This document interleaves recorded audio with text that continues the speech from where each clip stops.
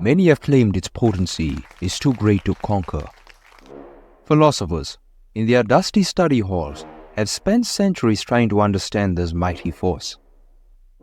A few brave souls have dared to underestimate the sheer power it yields, only to meet their fate in the most unfortunate of circumstances. A too-tight zipper, an unexpected yawn laced with onion breath.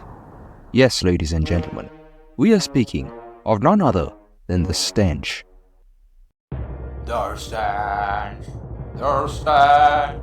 The Stench, brought to you by Phillip Arnold in his groundbreaking work, The Stench of Life, unveils the unforgiving and inescapable scientific truth of this foul phenomenon. From the dawn of time, the odorous entity has been a constant lurking in the shadows, an unwelcome but essential guest in the grand narrative of existence. Science, in its infinite wisdom, has revealed that the stench serves a peculiar purpose, creating balance between good and evil, foul and sweet, a cosmic equilibrium that lingered for millennia. But that is not important. The real question here is, why won't the stench just go away? Bad odors have strangely enough become quite the trend in recent years, wreaking havoc on everything from air quality to triggering rapid bouts of nausea. But what if we were able to invent something that would trap these rogue smells, confining them to one location before they can wreak further havoc?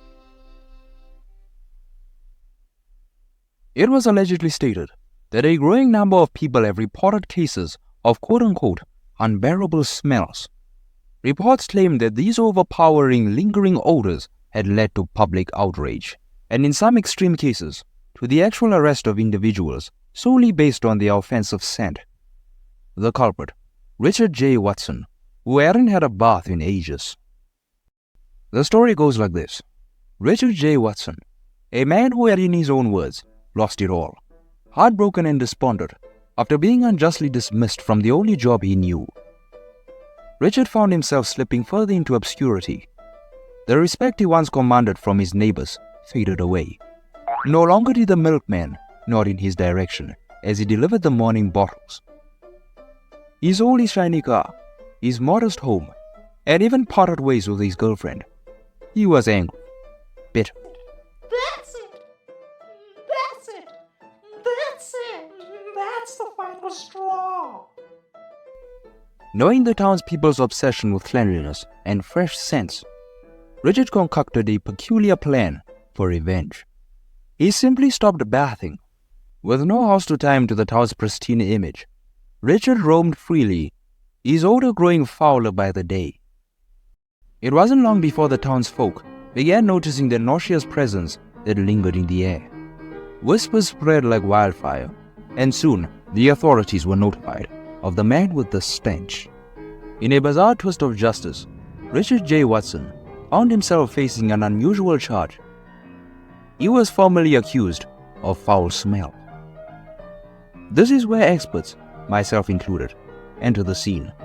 After years of dedicated research, countless interviews, and poring over journalistic writings, I had one clear goal: to help those plagued by the unbearable odors of life, such as bloated stomachs, bad breath, and underarm catastrophes, with our latest creation, the Stench Catcher, a device engineered to vacuum up any rogue smells before they can spread to another city. But what if we took it a step further? What if we used this invention not only to battle bad smells, but to help those who've endured similar unconventional predicaments, restoring dignity and fresh air to those who, like Richard J. Watson, find themselves lost in foul fog of life's strange twists? Ladies and gentlemen, after extensive research on this topic, I present to you Guess I got what I deserve. Kept you waiting there too long, my love. All that time without a word. Didn't know it. Here at Boner Garage Studios, we eagerly await complaints from clients who found themselves in unconventional, peculiar predicaments. Our service was discreetly advertised through the most modern of mediums, Craigslist, Today marked the arrival of our first case, a case so wonderfully absurd, it was the perfect start for our unconventional journey. Theodore Humphrey, a 50-year-old science teacher with an air of quiet desperation, walked into our office. He looked like a man who had spent many years lost in thought, pondering the mysteries of the universe, only to be confounded by life's smaller, stranger puzzles. He had a stomach issue. He tried maintaining a strange dignity, but I saw right through it. You've got to help me. I've tried everything. I've consulted manuals, called experts. But the gas, it's still going. Unstoppable. Relentless. Please. Please. Please. Mr. Humphrey, in a tone of both apologetic and matter-of-fact, explained that his persistent bloating had begun to wear on his wife's patience. It was a gradual erosion of marital harmony. But the breaking point came on Saturday evening, Meatloaf Day to be precise. The family had enjoyed their meal in blissful ignorance of what was to come. But as night fell, Mr. Humphrey, in what became a regrettable tradition, sent the blankets flying with an impressive, if not unfortunate, gust. Sorry, love. His wife, in exaggerated tone befitting the moment, yelled, Enough! "Enough! Leave! You need to leave." And just like that, Theodore packed his bags over to our place. Oh my, I can see what they meant by gust.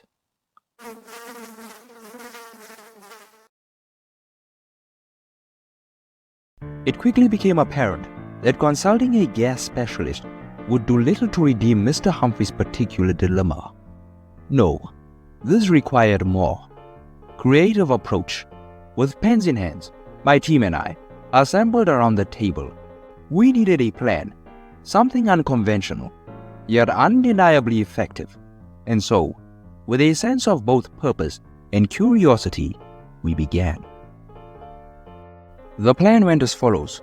Invite Mr. Humphrey and his family for a classic Saturday night out.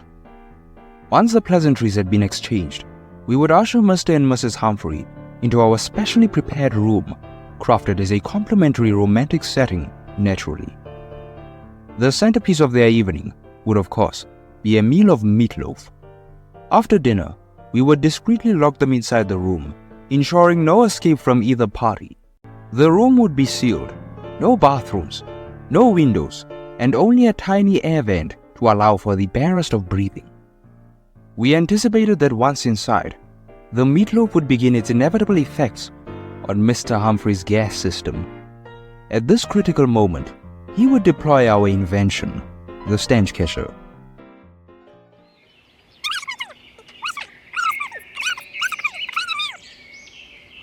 But sweetie Puss, it will be different. I promise I will make up for it. The things will be different this time.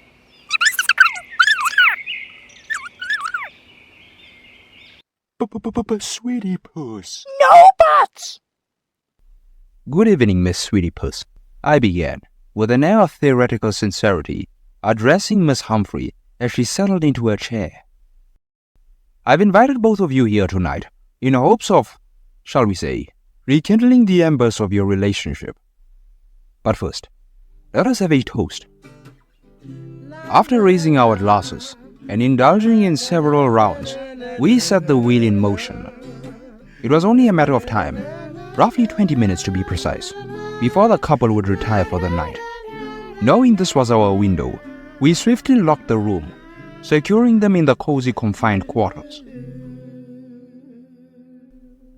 Our only hope was that Mr. Humphrey had read the note we had slipped into his coat, instructing him to locate the stench catcher hidden discreetly beneath the bed.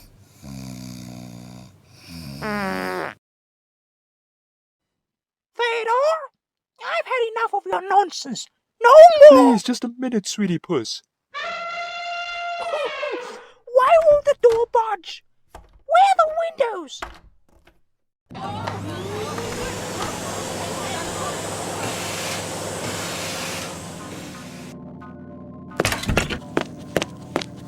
Good evening, Miss Humphrey, I said.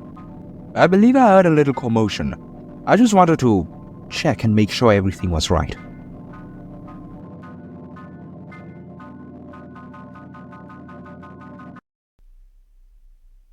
After our experiment, we had been informed that the Humphreys no longer had to deal with Mr. Humphrey's ongoing gusts. Although blankets occasionally continued to fly, the family had been able to control the stench. With our newfound theory, we were happy to share this with the public. In the end, we managed to not only mend the fractured relationship, but to assist countless others plagued by the indignity of persistent odor complaints. Thanks to our new invention, people everywhere could breathe easily, knowing that the unpleasant smells could no longer threaten their peace, or indeed, the world itself.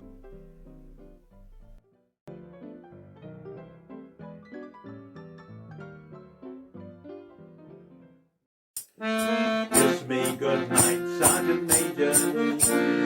Put me in my little wooden. We all love you, Sergeant Major. Now we shouted to your mother, show a leg.